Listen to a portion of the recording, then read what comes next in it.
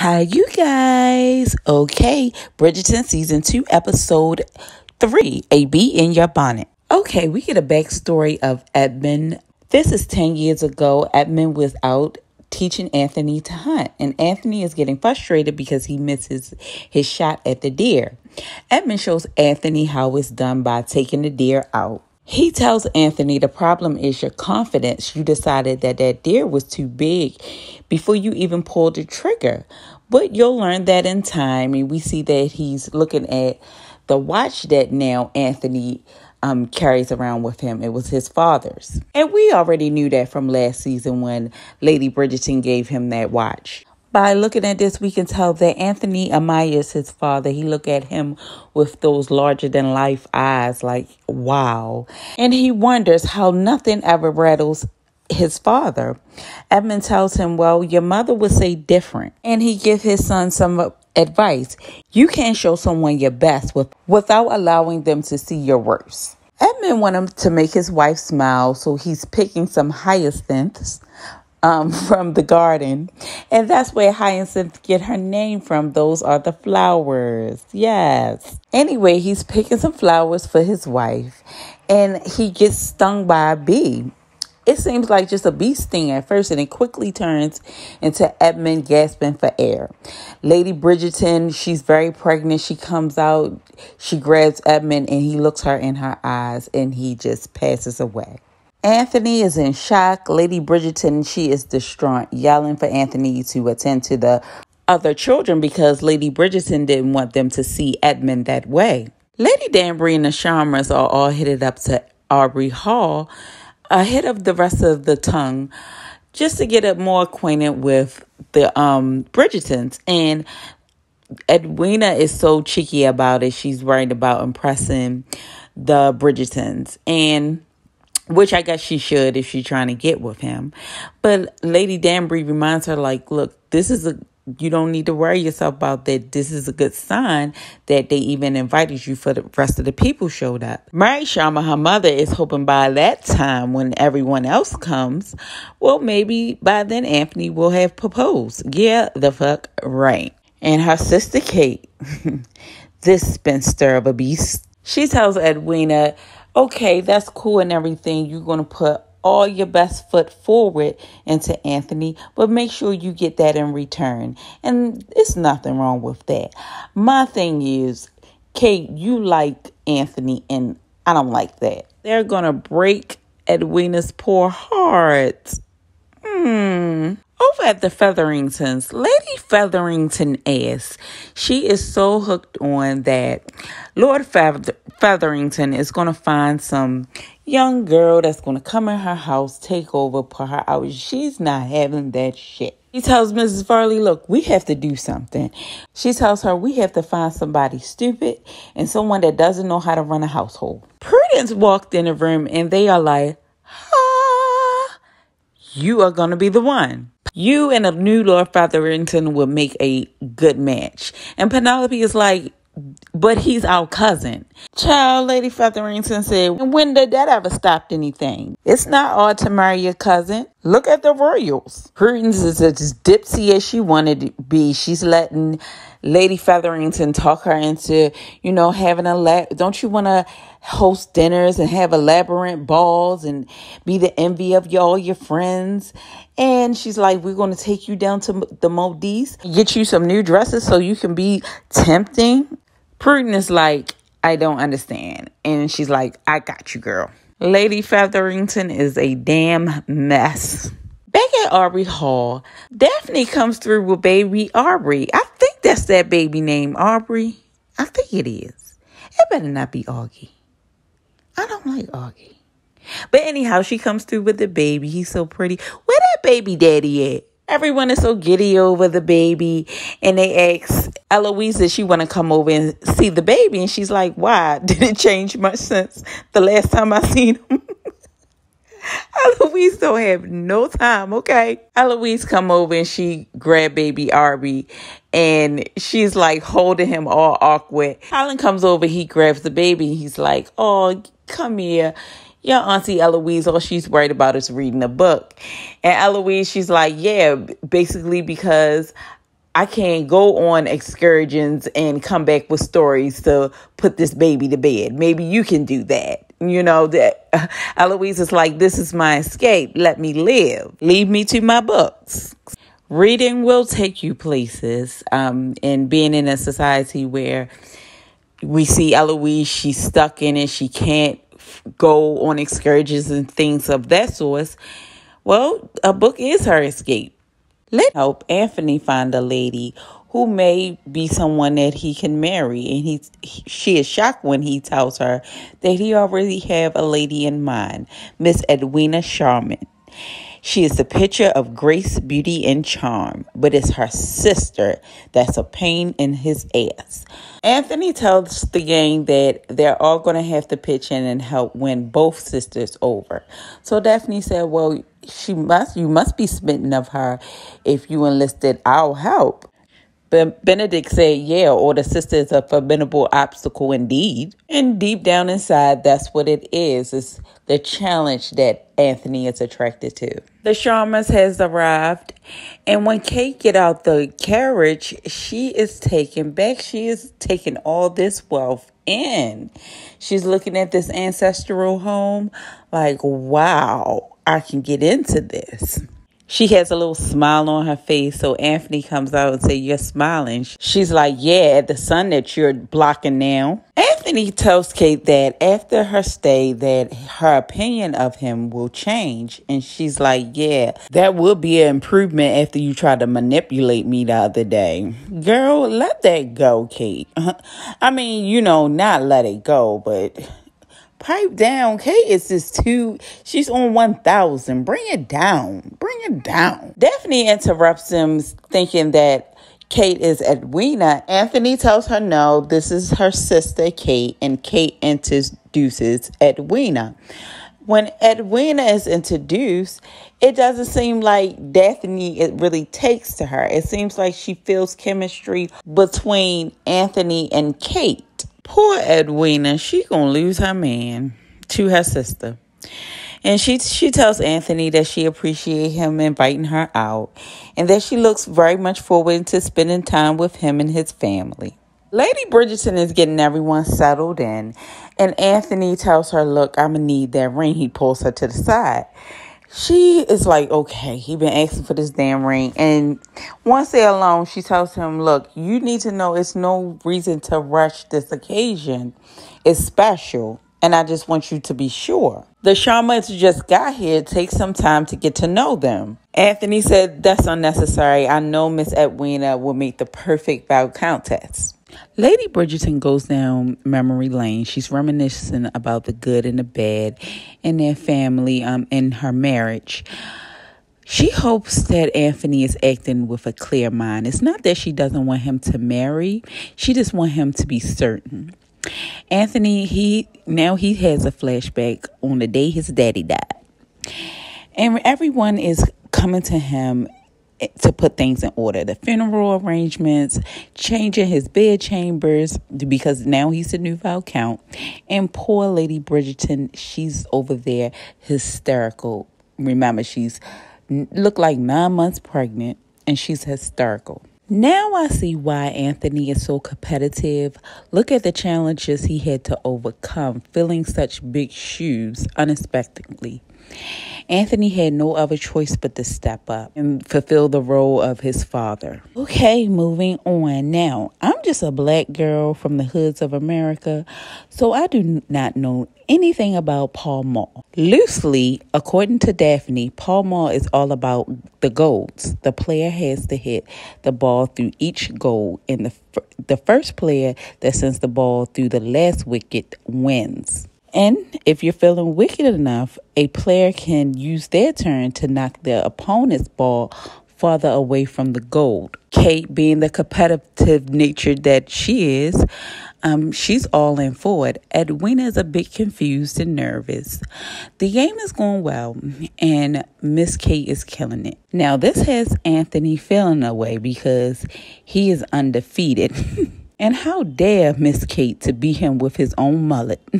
When Daphne asks Anthony if he's affected by today's demands, and he quickly says no, Like, come on now, Anthony, it's written all over your face. Now, poor little Miss Edwina, she's over here and she sucks at the game, okay?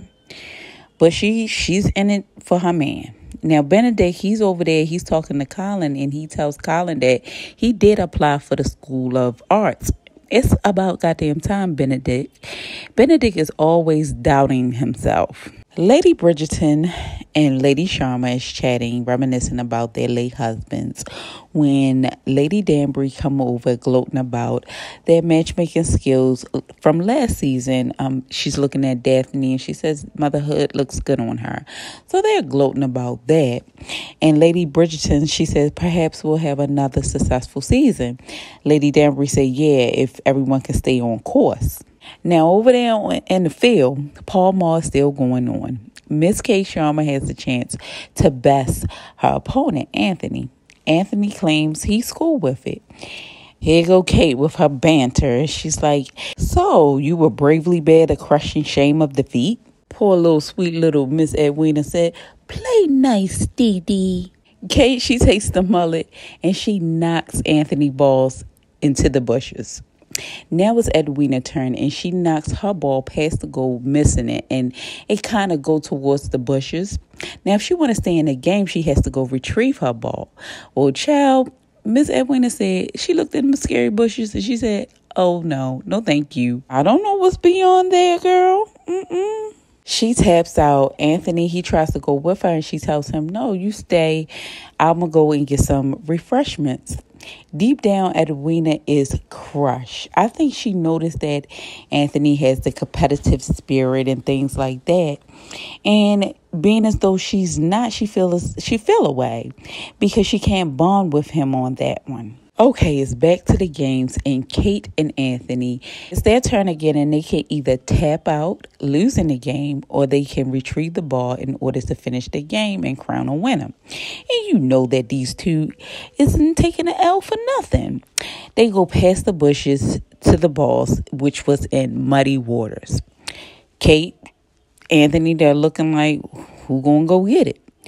Kate said, forget it. She push her dress up, she step in the mud, go get her ball. Now, Anthony, he's just looking. I think he's amazed at the lengths that Miss Kate is going. Like, she wasn't worried about her shoes or her dainty dress getting messed up. She was giving true sportsmanship, okay? Kate says to Anthony, oh, come on, what you worried about, dirtying your boots?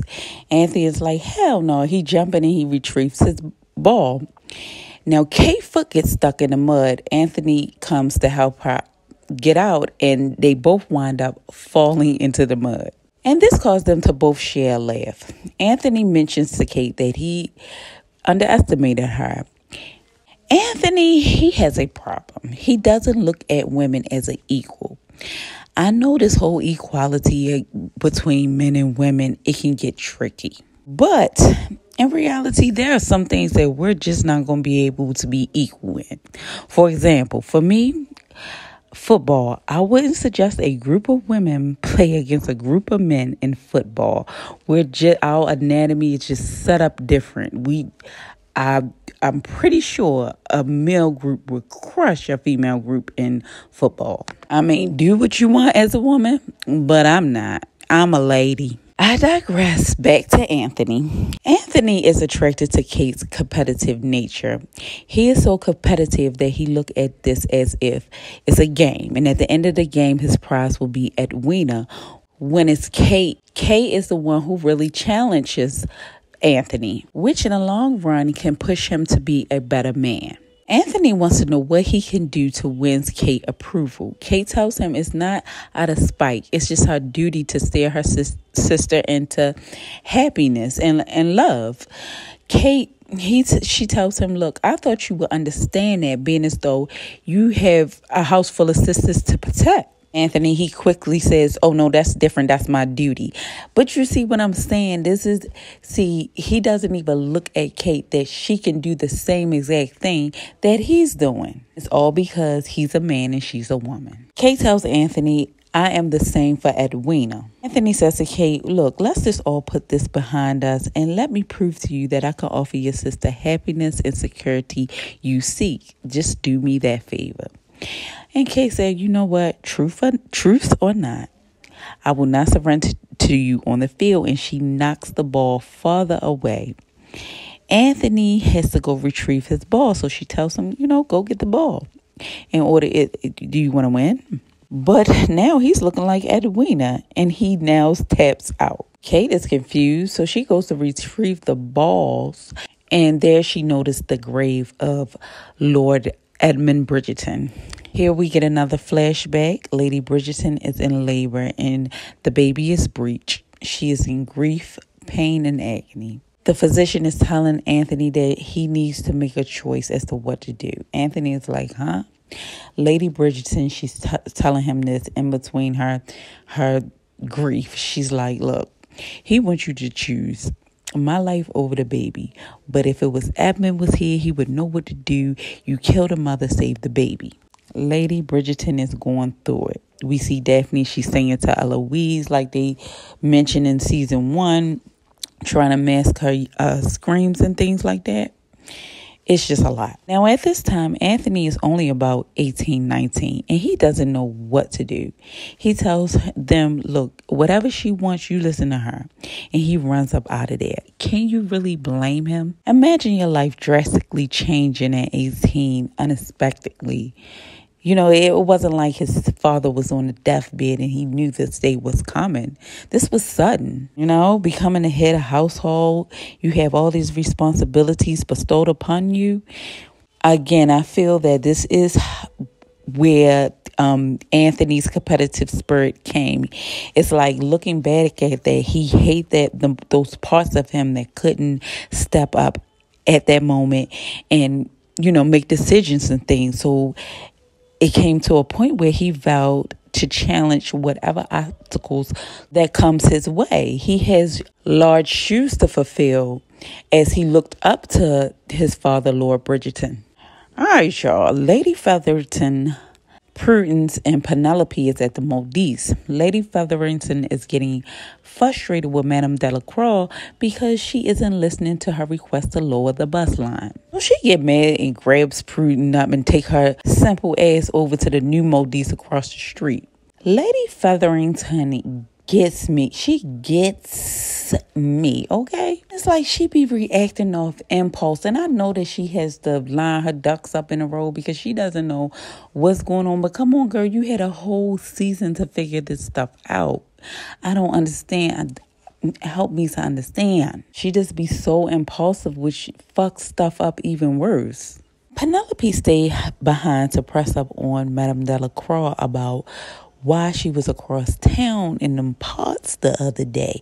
I guess she's trying to see if how Madame Delacroix will actually approach Penelope, see what her tone is. Madame Delacroix, she says to Penelope, well, I could ask you the same thing, but I'm not because I believe a lady business is her own. So I think now Penelope feels as though she can trust Madame Delacroix. Okay, Prudence has on her new dress with the low bust line, and Lady Featherington is teaching her the art of seduction.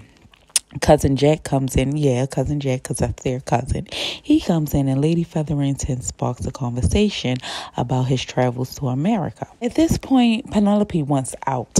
Lady Featherington, she shushes her off, so Penelope is stuck in that corner watching a train wreck. Cousin Jack asks Prudence, he asks her, you have an interest in travel? Prudence said, I would. But my mom says everything beyond Sussex is uncivilized. So Cousin Jack is like, okay, well, America is certainly farther away. Whatever reason, Prudence found this funny. She's trying to seduce him. She finds this funny. And Cousin Jack is now looking at them like, y'all are some idiots. And he makes his way out the door saying he's going to see Miss Cowper. Before he leaves out, Lady Featherington said, the Cowpers, does this have anything to do with the necklace you brought her? And Cousin Jack said, well, what is it to you? And he asks her to please set up dinner. I mean, he is right. Lady Featherington is all in his business. Okay, it's dinner and Cousin Jack invites the Cowpers over for dinner. unbeknownst to them, they are in competition with Lady Featherington and Prudence. Okay. Crinsetta, she is a natural at this. She's poised and she's a great conversationalist. Prudence, on the other hand, like a lot of young women, is very awkward. Off subject, you guys, I was awkward when I began to date as well. As a kid, I was always extremely shy and quiet. Being shy, it made me an introvert, so I'm always the one sitting in the background, just quiet, listening to people, and that was my way of vetting people out. You'll be surprised about how much you learn from a person just sitting there and letting them do them. Not learn from a person, but learn about a person. So when I started to date around 16 years old, I truly didn't know how to communicate with guys, even guys my age, He was lucky to get 3 sentences out of me. Child, he thought something was wrong with me, which most people did, but it wasn't nothing wrong with me. The people, my friends and close friends and family, they knew the real me. But I was just shy, and he gave me butterflies. So, I was just awkward as fuck. But I thank God for growth. And hanging at Prudence, you'll find someone. We will find Prudence a man. So while Crinsetta is stealing the attention away from Prudence, which it never was no attention on him, okay? Prudence have to put in work if you want to get Cousin Jack attention because he's just not looking into her. While Crinsetta is making conversation, here go Lady Featherington. She just keep making cheap shots. She gonna bring up the housekeeper that Lady Cowper has supposed to stole from someone else. I mean, you just stuff like that. Anyway, that had no bearings on Cousin Jack's decision. He asks Crinsetta out for a promenade. He is focused on that. He ain't got time for Crinsetta. And we can see that Crinsetta and the Cowpers, they are taking interest in Cousin Jack. Crinsetta says yes, and I hope that her and Jack makes it through. She had to take the L last season with her nemesis. Back then, it was her nemesis, Daphne. Now it's time for her to find somebody, and Prudence gonna try to date her own cousin. Sit down, Prudence. Benedict is stressing about his art school admission, and Colin offers him some herbs to add to his tea to relax his anxiety. Colin said he had took some and he meditated for hours. So Benedict give me all of that. And he put the whole thing in his tea. Kate asks Eloise if she's the reason that Anthony got upset, and Eloise figured it out. She's like, you went near my father's grave? Kate tells her, yeah. And she said, well, it's not you. Anthony rarely goes to his grave. And Eloise had a very direct question for Kate. She says, everyone says it's better to be dead than a spinster, but you seem content. Kate explains to Eloise that the world, it isn't so welcoming to unmarried women. She said, it seems to be no space in society for us. And Eloise said, well, that's society flaws, not a woman's. And I agree. Anthony, he decides to face his fears and go down to his father's grave. And he has a flashback. He has a flashback of Violet. And this is shortly after she gave birth to Hyacinth. She's a lot calmer now. She says she bathed. She went for a walk. She did a little bit of embroidery, trying to get back to her. Anthony looks like he's been holding down the household, making sure everything is in order because he asks Violet to join them for dinner. He tells her, I know this is hard and we all miss him. And Violet isn't trying to hear any of it. She's like, look, I tried to go past the nursery today, and all I can do is feel sorry for baby Hyacinth because she's not going to know Edmund's touch. She's never going to know how Edmund was. She tells Anthony that Edmund was the very air that she breathed. And now that he's gone, there is no more air. So please do not ask her to come to dinner. And Violet comes down to Edmund's grave to join Anthony. And she's telling Anthony, look, you're mighty calm for someone who's coming up with a proposal. This is an exciting time. You're about to propose to somebody. Violet feels like basically Anthony is flatline, and Anthony tells her that, look, I have a duty to uphold in this family. Violet tells him, look, just because you have a duty to your family doesn't mean that you can't have love as well. Tells Anthony, I know that's what you want. Well, Anthony said love should have no place in his marriage. And Anthony he showed enough some shit, because wasn't he getting on a Duke about the same exact thing? Anthony tells Violet he wants an amicable partner that is untouched by heartbreak and the ravages of grief. Anthony tells Violet she was rarely there after Edmund died. Goes on to say that he is cursed to remember every single moment of it. And he says that he can never inflict that pain on someone. I think it's unfortunate that Anthony feels as though he can't he can't fall in love because of the grief he's seen his mom go through. I'm not sure how long Violet was grieving for, but it's important that we pull ourselves together for our children, just so they can see that it's happiness after the storm. Violet is a hopeless romantic, what we would call it today. But I love it. I love it because in today's world, it's just a lot of us be in relationships and things like that just out of convenience. And we miss pure love. Two people really loving one another. Love conquers all. Remember that. Okay, it's dinner time at the Bridgertons, and Benedict is on one from them herbs in that tea, okay? He is on one. Edwina, she's a great conversationalist. She's talking to Anthony, and she brings up how Kate looks after her and the family. And Daphne, she comes into the conversation. She says, oh, that's something like you, Anthony. It's like Daphne see that they should be together, but she's not calling it out. Lady Danbury, she wants to get down to the biz-naive. Said it's time for a toast. Lady Bridgerton said, yeah, to cheer on our guests. Lady Danbury said, oh, yes, to get into other pressing matters. And Miss Edwina, she's just shaking. She's nervous. Everyone is waiting on Anthony to make his move. Anthony gets up, raises his glass, looks at Kate, and says something about, child, I couldn't even tell you because I was so mad. Point is, he didn't propose. And Miss Edwina is devastated. She's telling Kate that she should have done something. Very much something. Blaming herself. Kate tries to convince her that she's not to blame. She's a seasoned diamond. And despite of Anthony not proposing, that Edwina has other choices, and all will be well. Well, will it, Kate? Because Anthony likes you, girl. Benedict is still on one. He receives an acceptance letter informing him that he got into the Art Institute. Benedict is gassed, yelling out the window. He's just in excitement. Eloise says to Colin, he's going to be more insufferable than you. Talking about your expeditions and things.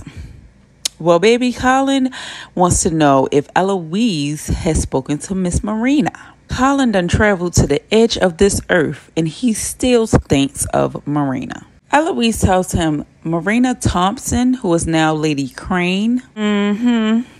She doesn't live far from here. Lady Whistledown writes, a artist must be free to follow his muse, but it appears that the tongue is prey to the fickleness of fashion. How else might one explain the tawdry, vulgar gown sported lately on Miss Cowper? Mayfair newest modiste has one thing going for her. She's new. Madame Delacroix may be old, but she's capable. Of course, not everyone can always get things right. I suppose for some it may simply be too late to change course. It's the next morning, and Penelope, she goes down to visit Madame Delacroix. In a world ran by men, Penelope needs an ally.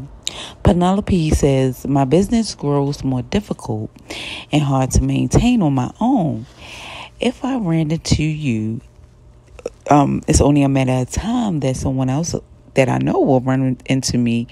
You know, when she was down there at the shop, when she ran into Madame Delacroix. Penelope goes on to say, now that I have proved to you that I can help you with your business, now I need you to help me to keep helping you. Madame Delacroix asked Penelope, "Did you have to call me old?" And business is pouring in, thanks to Lady Whistledown.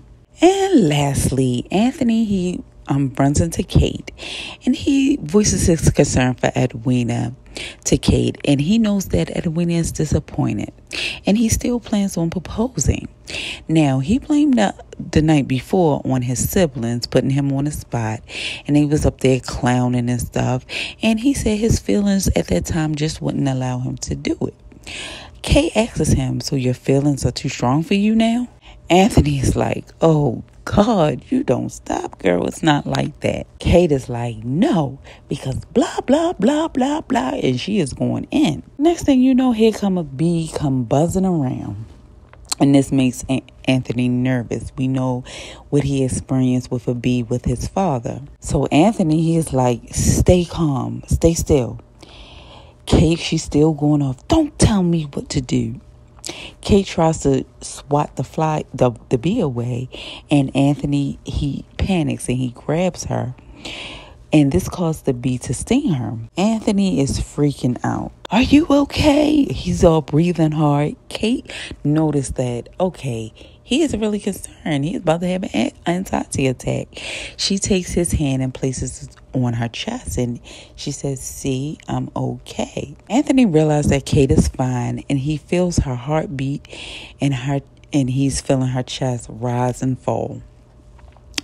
Anthony calms down, and now they are gazing into each other's eyes. And just when we think their lips are about to connect, Anthony takes off running, and so does Kate. Well, I guess they're experiencing that burning for one another. You know, the one that Daphne describes. Poor Miss Edwina. I feel bad for her, but Kate is really what Anthony needs. And that's it for this episode, and I'll see you guys on the next one. Bye.